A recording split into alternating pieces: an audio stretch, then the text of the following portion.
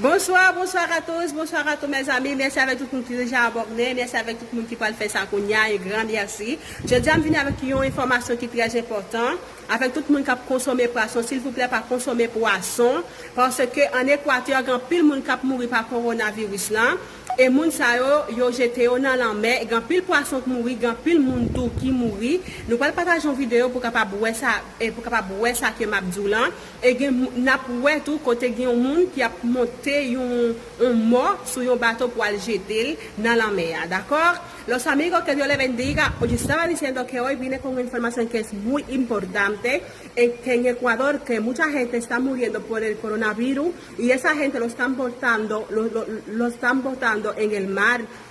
Y hay mucha gente que se murieron y ustedes lo van a ver en el video, un video que yo voy a vamos a ver juntos. Entonces mucha gente murieron al lado del mar y una gente que va a subir una persona en un bote para botarlo en el mar. Vamos a ver juntos. Por favor, no comen pecado, por favor, en este momento porque es muy peligroso. Entonces ya ustedes saben, que Dios les bendiga.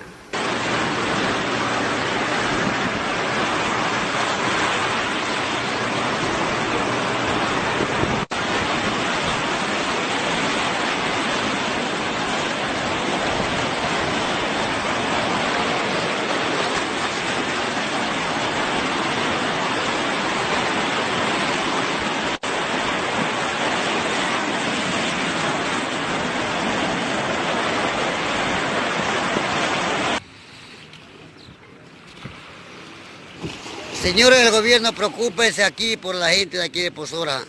La gente de Pozora se está muriendo por esa enfermedad.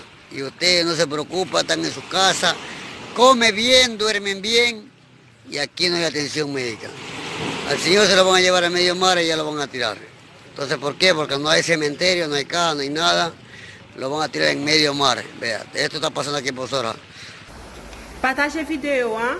Comme ça que vous absorbez la vie par l'autre monde. Ok? Continuez, supportez, continuez por mi encouragement.